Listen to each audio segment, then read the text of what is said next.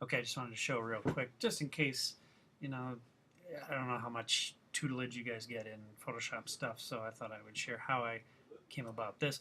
So first of all, my panel here was multiple exposures that were just combined by automate photo merge, and just using the defaults, it lined them up and changed the exposure and blended the edges quite nicely. So what I did then was to put that at the bottom and just trace it and show you what we ended up with here. So a couple of little line weights, and all I did was use a round brush. And the trick here is to, let me show you on here, just get this nice and fat so you can see it. Round brush, click once, click twice, and with that, the second click, it's a shift click.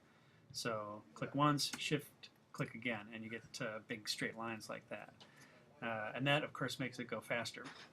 So what I did then was to fill in some color, solid color here, and this was all just a single value, and then I made selections and used levels or curves to change the values of it so that you got a little bit of a perspective there. I then heated up some areas using a separate layer of just some gradients that went from color to transparent to heat things up in a specific place. And I'll show you where those correspond to in a second. I did a quick background sky, and I traced the foliage. This was using a brush that had scattering set to it so that it had a little rough edge, and then I came back with a smaller one to give some highlights just so that it looked like something. I found a photo of my car that I wanted, but the perspective wasn't great, so I selected a section of that with and then Command-T transform and distorted it so that it's now sitting in better perspective. Then I started adding the elements that were going to go in there. First of all, this is going to be a dock, so the extension is to add CG water and some posts. Then I started adding some dressing here to motivate some lighting, and found a dock, a photo, and just kind of distorted that until it looked right, and added the upright posts.